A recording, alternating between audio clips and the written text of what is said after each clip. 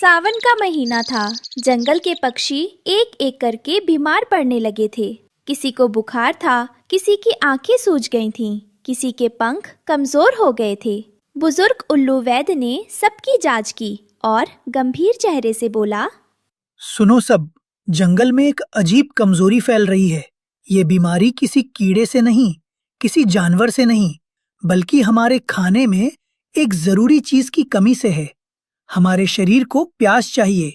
प्याज में वो ताकत है जो इस बीमारी को भगा सके। पर पिछले सीजन में जंगल के आसपास के सारे प्याज के खेत बर्बाद हो गए। अब पास में कहीं प्याज नहीं है। क्या हो बाब, प्याज कहाँ से आएगा? हम कमजोर होते जाएंगे। सभा में एक भारी खामोशी छा गई। तभी एक छोटी सी आवाज उठी, उल्लू चाचा, अगर हम खुद प्याज उगाए तो? रानो की खेती वाली बात सुनकर जंगल के पक्षी उसका मजाक उड़ाने लगे, पर रानो अपने फैसले पर अटल थी। रानो बहन, हम पक्षी हैं, किसान नहीं। हमारा काम दाना चुगना है, खेती करना नहीं। तोता भाई, अगर हमारे पास चोंच और पंजे हैं तो हम मेहनत क्यों नहीं कर सकते? अगर प्याज जंगल को बचा सकता है तो मैं इसे उगा कर रहूंगी। बात तो सही है रानो, पर इसमें वक्त और पसीना बहुत लगेगा। मैं तैयार हूँ चाचा, मेहनत से पीछे नहीं हटूंगी। ऊंची डाल पर बैठा कालू कौवा ये सब देख रहा था और मन ही मन रानो का मजाक उड़ा रहा था। चिड़िया और खेती देखते हैं ये रानो कब तक हार नहीं मानती। रानो ने अगले दिन से काम शुरू किया। सबसे पहले उसे जमीन चाहिए थी, अच्छी नरम उपजाऊ जमीन। वो पूरे जंगल में उड़ती रही, नदी किनारे गई, पहाड़ी की तलहटी देखी, मैदान नापे। आखिरकार जंगल के पूर्वी कोने में उसे एक जगह मिली जहाँ नदी का पानी पास से बहता था। धूप खूब आती थी और मिट्टी काली और नरम थी। यही जगह, बिल्कुल सही जगह। तभी पीछे से एक आवाज आई, वाह रानो, तुमने जमीन तो ढूंढ ली, अब इसे खोदोगी कैसे? तुम्हारी नन्ही सी चोंच से ये काली मिट्टी खुदेगी? कलुए कौवा, चोंच छोटी है पर हिम्मत बड़ी है। और वैसे तुम यहाँ हो तो मदद कर दो। मैं? नहीं, मुझे खेती वेती से कोई मतलब नहीं। मैं बस देखने आया था। ठीक है, देखते रहो। रानो ने बुलबुल को बुलाया। रानो, ये मिट्टी तो बहुत सख्त है, हमारी चोंचें दर्द कर रही हैं। बहन, मुझे पता है, पर जरा सोचो, जब यहाँ हरे हरे प्याज उगेंगे और जंगल के सब बीमार ठीक होंगे, तब ये दर्द याद भी नहीं रहेगा। ऊपर पेड़ पर बैठे कालू ने देखा। कालू को अजीब लगा। नहीं, मुझे क्या लेना देना, मैं नहीं जाऊंगा। पर उसकी नजरें बार बार नीचे जाती रहीं। मिट्टी तैयार हो गई थी, अब जरूरत थी प्याज के बीजों की। रानो को याद आया, जंगल के बाहर पहाड़ के उस पार एक पुराना किसान रहता था। शायद उसके पास बीज हों।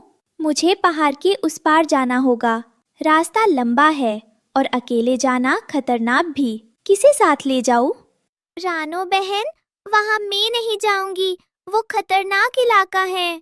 पहाड़ के उस पार जाना आसान नहीं था, वहाँ बाज रहते थे।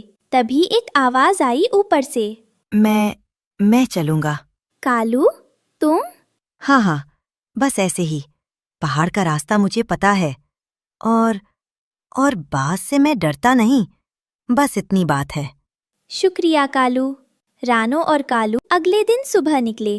पहाड़ ऊंचा था, रास्ता टेढ़ा था, बीच में एक घाटी थी जहाँ बाज रहते थे। जैसे ही दोनों घाटी के ऊपर से गुजरे, एक बड़े बाज की नजर रानो पर पड़ी।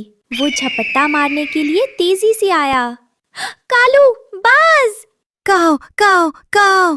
कालू ने जोर से चीखते हुए बाज के सामने आकर उसे कंफ्यूज किया। बाज ने दिशा बदली। कालू उसके आगे पीछे उड़ता रहा। रानो को मौका दिया कि वो आगे निकल जाए।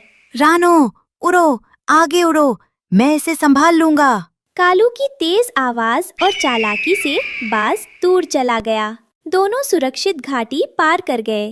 रानो की सांस अभी भी तेज थी। उसने कालू को देखा। कालू भी हाँफ रहा था, पर उसकी आंखों में एक अजीब सी चमक थी। कालू, तुमने आज मेरी जान बचाई। अरे, वो बाज था, मैं बस ऐसे ही।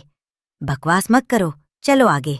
पहाड़ के उस पार एक छोटी सी झोपड़ी में बूढ़ा किसान रहता था। उसका नाम था रामदीन। वो देखकर हैरान हो गया। एक चिड़िया और एक कौवा उसके दरवाजे पर आए थे।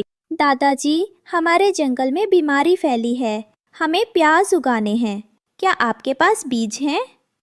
अरे वाह, चिड़िया खेती करेगी, पहली बार सुना मैंने। पर बेटी, हौसला देखकर दिल खुश हो गया। उसने अपनी पोटली से कुछ प्याज के बीज निकाले और रानों को दिए। ये लो बीज, पर सुनो, प्याज उगाना सब्र का काम है, जल्दी नहीं होगा। मिट्टी गहरी खोदना, पानी रोज देना और खूब धूप चाहिए। और एक बात, प्याज की तरह खुद भी रहना, ऊपर से कड़ा, अंदर से परत दर परत नर्म। ऊपर से कड़ा, अंदर से नरम। ये तो जैसे मेरी बात कर रहे हैं दादाजी। दोनों जंगल वापस आए। बीज देखकर सभी पक्षी खुश हो गए। जाओ मेरे बीज, मिट्टी में समाओ, पानी पियो, धूप लो और एक दिन बड़े होकर जंगल को ठीक करो। रानो, ये बीज कितने दिनों में उगेंगे? किसान दादा ने कहा था, कम से कम 3 से 4 हफ्ते। तब तक हमें रोज पानी देना होगा, देखभाल करनी होगी। अगले हफ्ते रानो के बच्चे बीमार थे, इसलिए वो खेत पर नहीं आ सकी। कालू कौवे ने अकेले ही घंटों कड़ी धूप में पूरे खेत को पानी दिया। थोड़ा पानी यहाँ। हाँ, अब तुम ठीक हो, प्यासे मत रहना। शाम को जब रानो खेत पर पहुंची तो सब कुछ बिल्कुल सही सलामत देखकर हैरान रह गई। कालू, तुमने अकेले ये सब किया? तुम सच में बदल गए हो। मैं नहीं बदला रानो, बस ये पौधे बड़े हो गए हैं और अब मुझे अच्छे लगने लगे हैं। जंगल में एक चालाक लोमड़ी रहती थी, चंपा। उसकी नजर रानो के खेत पर पड़ गई थी। हरे हरे प्याज के पौधे देखकर उसके मुंह में पानी आ गया। वाह, क्या ताजा और रसीले प्याज हैं। रानो तो घर पर सो रही होगी। आज रात तो मेरी दावत पक्की है। रात के अंधेरे में चालाक लोमड़ी चंपा ने रानो के प्याज के खेत पर हमला किया, पर वहां कालू कौवा पहरा दे रहा था। काव काव, भाग यहाँ से चंपा, मेरी नजर से कोई नहीं बच सकता। चंपा डरकर भाग गई। अगली सुबह जब रानो ने कालू का शुक्रिया अदा किया तो कालू ने मुस्कुराते हुए अपनी मेहनत को छुपा लिया। 4 हफ्ते बाद खेत में सफेद बैंगनी प्याजों की बहार आ गई। रानो की आंखों में खुशी के आंसू थे। कालू देखो, हमारी मेहनत रंग लाई, हमने कर दिखाया। ये प्याज की महक है रानो, जो आंखों में आंसू भी लाती है और चेहरे पर मुस्कान भी। उल्लू वैद्य ने प्याज से दवाइयाँ बनाई और बीमार पक्षी ठीक होने लगे। पूरे जंगल में रानो की जय जयकार हुई। सभा बुलाई गई। रानो हमारे जंगल की नायिका है, पर कालू ने जो साथ निभाया उस पर हमें गर्व है। कालू अब बदल चुका है। रानो ने मुझे सिखाया कि चोरी की चीज से ज्यादा कीमती खुद की उगाई फसल होती है।